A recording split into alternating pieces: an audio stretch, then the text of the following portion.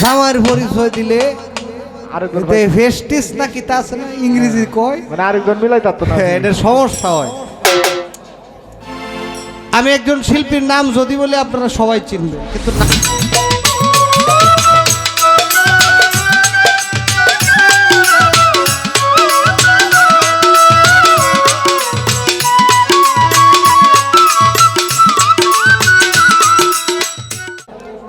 বিষয়টা হইল না, নীরবতা আছে। ওই বিষয়টা হইল এই, গান করি 12-13 বছর, এর ভিতরে অনেক মেয়ে শিল্পীর সাথে গান হইছে। যারা বিবাহিত এদের সাথে হয়েছে, যারা বিবাহিত না এর সাথে হয়েছে, বুঝেন? যারা বিবাহিত কিছু কিছু শিল্পী দেখছি এরা জামাই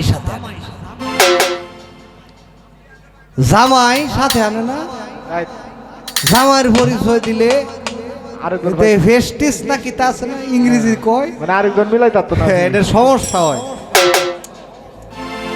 আমি একজন শিল্পীর নাম যদি বলে আপনারা সবাই চিনবেন, কিন্তু নাম বলবো না, কারণ নাম মেনশন করা উচিত না।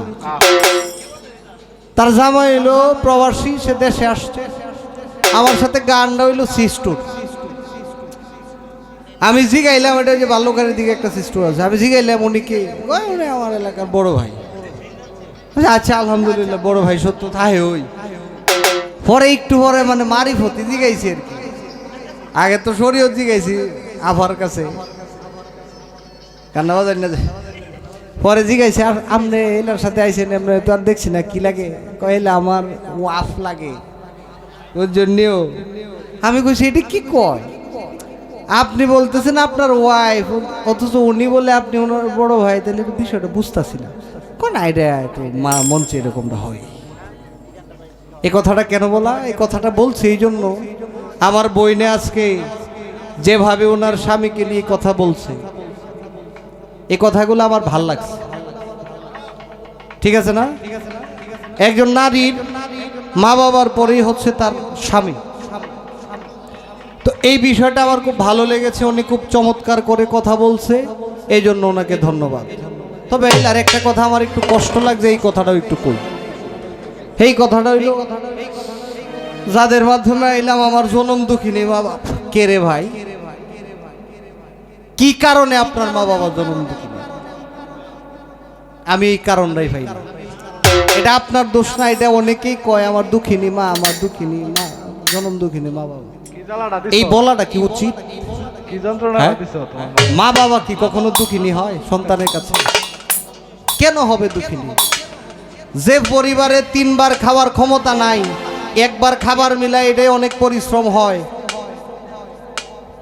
এই মা সন্তানের চিন্তা করে, এই মারে আমরা দুঃখিনী বলবো না, এই মারে দুঃখিনী বলা যাবে না। কেন বলা যাবে না জানেন?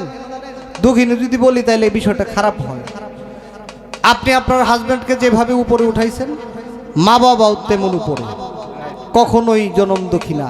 সন্তানের মুখ যদি হাসি খুশি থাকে তাইলে মা বাবা সন্তুষ্ট।